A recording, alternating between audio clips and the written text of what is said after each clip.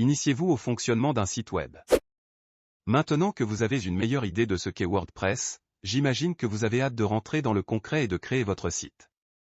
Promis, nous allons y arriver très vite. Cependant, il est important que vous compreniez le fonctionnement d'un site web auparavant. Comment fonctionne le web? Le web fonctionne sur le principe d'échange décentralisé entre un client, vous, en général, via votre navigateur web, et un serveur qui sert à servir des pages web, d'où son nom. Pour accéder à un site web, vous rentrez l'adresse d'un site web, connu URL dans votre navigateur. Par exemple, vous êtes actuellement sur l'URL de ma chaîne YouTube qui est le suivant. On peut décomposer l'URL en plusieurs parties. HTTP, c'est le nom du protocole de communication entre le client et le serveur.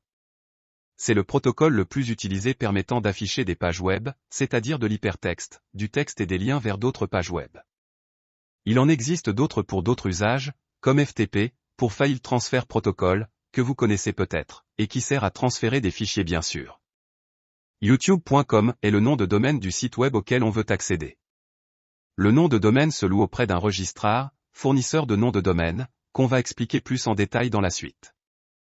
Le reste de l'URL est le chemin d'accès à la page spécifique, on parle ici de ma chaîne YouTube, que l'on veut afficher au sein du site youtube.com. À noter que l'on peut ajouter des paramètres au chemin d'accès après un point d'interrogation, par exemple. Comment cela se passe-t-il techniquement? Votre navigateur va demander sur le réseau la localisation du site youtube.com.